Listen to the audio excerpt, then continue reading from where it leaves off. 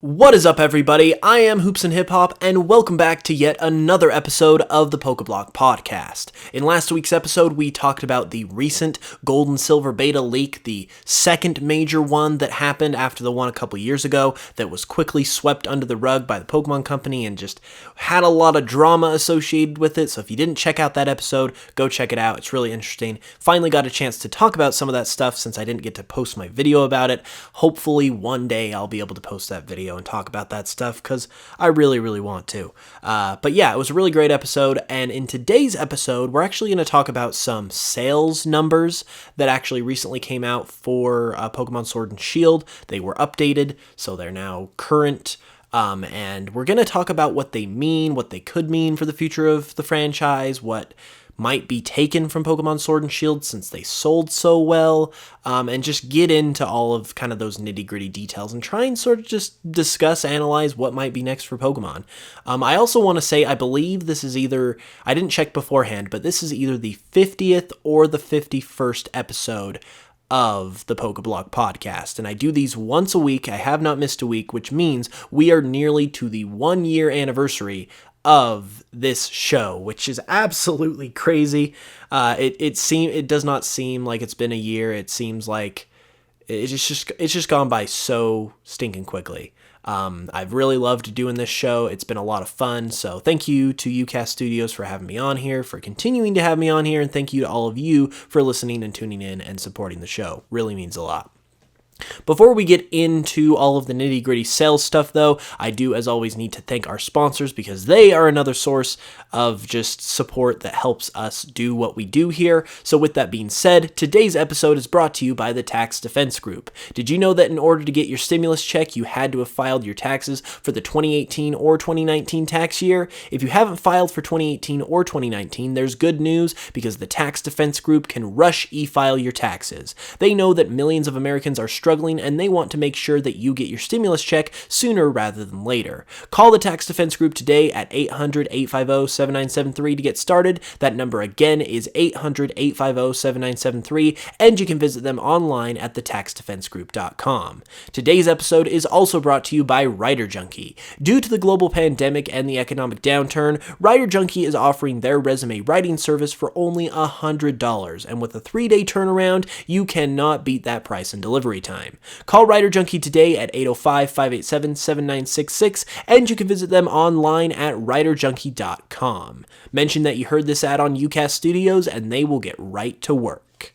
Alrighty, so as of March 31st, 2020, which I believe is like the end of, it's either the end of the quarter, it is the end of the quarter, I believe. Yeah, it's the end of the quarter for 2020, the first quarter, but I also believe it might be the end or close to the end of the fiscal year for Nintendo as well. But either way, as of March 31st, 2020, from the time that Sword and Shield released, they have sold a total of 17.37 million copies, which is pretty stinking crazy, to be honest with you. Like, that is super crazy. And to show you how crazy it is, we are going to look at some other sales numbers that were also reported on other Pokemon games just to give you some perspective.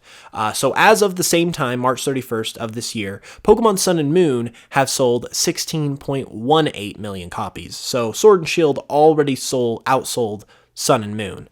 Ultra Sun and Ultra Moon, understandably a little bit less at 8.77 million. Let's Go Pikachu and Eevee have sold nearly 12 million copies, so pretty good, but still not nearly as good as Sword and Shield. And then finally, another really interesting number. These numbers are all being reported by Cerebi, by the way. That is where I'm getting them, so shout out Cerebi. But another really interesting take here is that in comparison, just to give more of a direct comparison as to how big these numbers really are, recent sales totals for other games recently, as of March 31st, following their launch date, which is roughly equivalent to the same amount of time since all the Pokemon games have basically come out in the same time period. This is what we're looking at for those games from their launch date to their respective March 31st. X and Y sold 12 million copies, a little over 12 million copies in that time. Oraz sold about 10 million copies in that time. Sun and Moon had 15 million. Ultra Sun Ultra Moon had 7.5 million, and Let's Go had 10.5 million. So even by those numbers, it has outsold them all. So it's safe to say that Sword and Shield has sold phenomenally well. And then as a final point of note on that, it also means that Sword and Shield outsold all the 3DS Pokemon games. Once again, this is courtesy of Cerebi and Joe Merrick. It also means that it's only behind, in terms of sales numbers, Diamond and Pearl, Gold and Silver, and Red, Green, and Blue. So it's effectively in fourth place in terms of highest selling Pokemon games, which is absolutely phenomenal, obviously. And I'm sure it's surprising to a lot of people because of all the controversy and the people who supposedly were going to boycott this game, which obviously failed tremendously. So, like, it makes you wonder, A, how good could this game could have done if it didn't really have the controversy surrounding it, and B, what does it mean for the future of Pokemon games? Obviously, they're going to look at these sales numbers and be like, holy cow, this game did really good. And obviously, they're going to want to replicate that success. So what are they going to do in response to that? Because obviously, they're going to respond, but there's other stuff they've got to respond to too, like the criticism and the feedback and everything. So what does all of this mean for future Pokemon games, and how is it going to affect the next games we get? Well, a lot of people who are on the negative side of Pokemon Sword and Shield have said that this is only going to encourage them to, as they put it, cheap out on games and not put their full effort into them, and basically just give, like, not quality products, as they believe. Well, as far as I am concerned, I don't think it's that cut and dry, because while that kind of point and that kind of viewpoint, it does obviously make sense, I think there are so many more things that you need to look at than just, like, the point-to-point comparison here. And that starts, first and foremost, with Game Freak and their track record. Obviously, Pokemon games have never been completely perfect. There have been some Pokemon games that have come dang close, but every Pokemon game here or there has something that it could improve on. But for the most part, by and large, Pokemon games every single time have been really good games. Like, they just have. Even if there's something you don't like about a specific Pokemon game, overall every single Pokemon game has been really good. So Game Freak have an over 20-year track record of making really good Pokemon games. Like, at this point, they can be trusted to put out a quality product. So even if they put out something with Sword and Shield that you believe is not quality, and that's up to interpretation depending on how you feel, but even if you feel that Sword and Shield was not up to quality, you cannot default and say that they're going to put out bad quality products till the end of time now, unless we, like, completely boycott everything they do, just because they put out one game that was supposedly not up to par. Like, that just doesn't equate. If they have a whole track record over 2 decades of putting out quality products, they deserve a little more leeway than one mess up. They absolutely do. And anything less than that you give them is just unreasonable on your part, because everyone, like, just as games are not perfect, people are not perfect, and developers are not perfect. There's going to be times where we have a fumble and you get a game, even if it's a part of a magnificent, wonderful series, that just isn't as good as its peers. Like, it happens. It happens with the most successful franchises, no matter what it is. You always get a game that's a little bit of more of a dud every now and then. And so because this has happened, I mean, we've never seen anything like this in the Pokemon franchise. So in terms of the criticism. So this can effectively be considered like the first time that this has ever happened. So if this is the first time this has ever happened, and we've got a 20-year track record to the contrary, it's like you've got to give them a little bit more of a leash, because they've shown that they know what they're doing. They know that they know how to put out a quality product, and they've also shown that they are responsive and attentive to fan feedback. So, like, if you really feel strongly that the Pokemon games need to be better and this was a turn for the worst, then what you need to do is make that opinion known and be vocal about it, make sure they hear about it in a respectful way, but demanding that people boycott the game, which thankfully, like I said, that totally failed, is not the way to go. And you know why that's not the way to go? Because the only reason why Pokemon even exists today is because the games sell. If you don't know, Pokemon was originally going to end after Pokemon Gold and Silver. Like, that was set in stone. That is something the developers themselves believed to be true.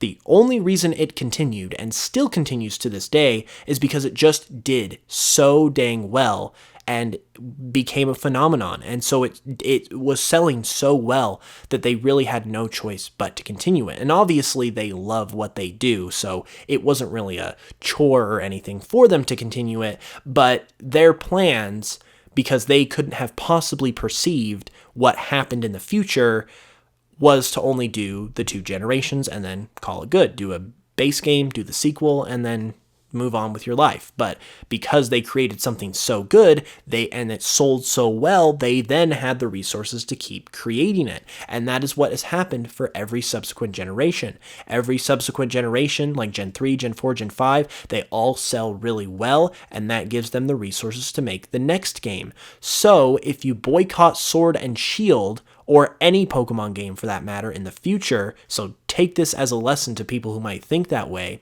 and it sells badly, that doesn't give them notice that, hey, we should go do something else because this didn't work and we should work harder and do better.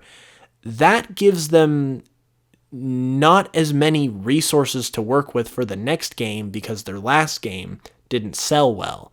So if you want a game that is just your dream Pokemon game where Game Freak pulls out all the stops, what you need to do is support the franchise and give them their criticism that you feel they deserve, or talk about things you want, like make it known to them at the same time. In this day and age, it's unbelievably easy to do that with social media. You can directly message them, contact them, reply to their posts. You can make yourself known very, very easily. So if you want that dream Pokemon game, what you need to do is support the Pokemon games to give them those resources that they need to make that dream game that you want, and then give them your feedback on top of that. Because how can you expect... And I know people are going to say, oh, well, they have tons of money. Pokemon's like the best-selling media franchise ever. Well, yes, that's true, but the principle still stands. If you want Game Freak to pull out all the stops and make this grand, beautiful, just magnum opus of a Pokemon game, obviously that's going to cost a lot of money. And that's going to cost more money than any other Pokemon game would have ever costed.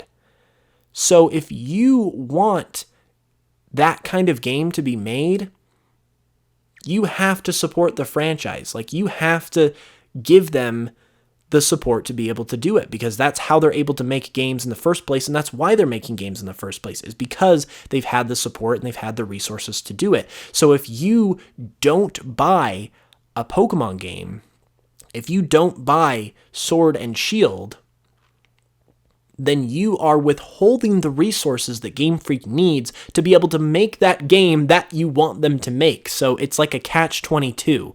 Ultimately, obviously, you should not feel like you are forced to buy them. You should not feel like you have to, because A, everyone's situation in terms of finances and stuff is different, and B, if you are just like genuinely like Sword and Shield is not your cup of tea, pun totally intended by the way, then yeah, you have a right to not buy it. But people need to really look at things like this from as general and as unbiased of a perspective as possible, because you got to know when you're kind of pushing the envelope a little too far and you're going in a direction that is going to hurt more than help. And this kind of attitude where the criticism is harsh and you want to not sell games, like that's going in a direction that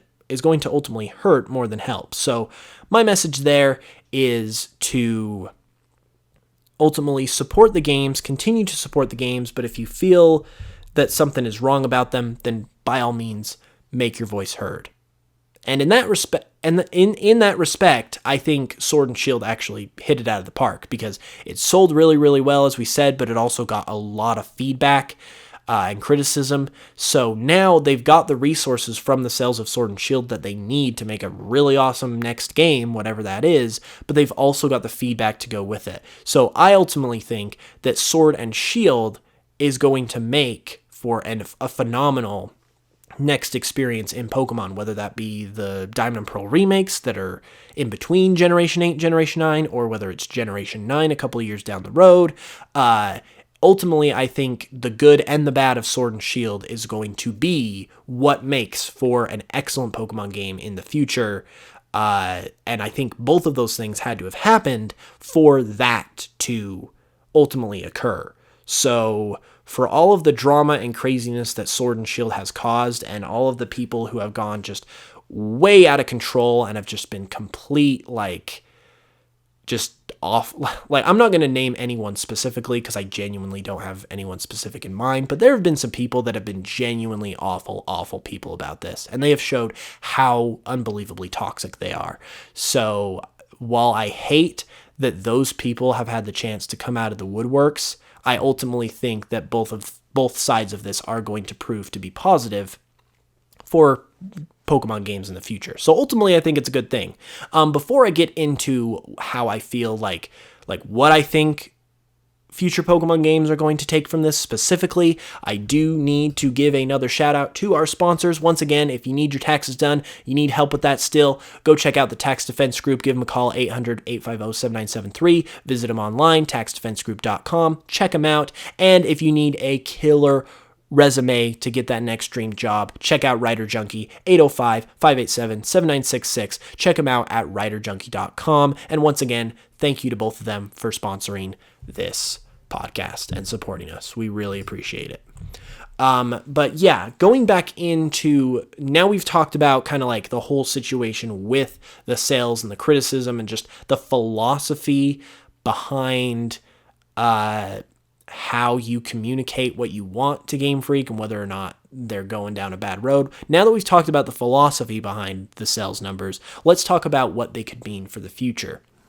Well, because I just barely mentioned and concluded that I believe the fact that we got the good sales numbers and the large amount of feedback, I personally believe that's a perfect storm for the next game to be great, because they have the resources now to essentially do what they want, but they have loads of feedback to where they now know, okay, we got to step it up, we got to do something.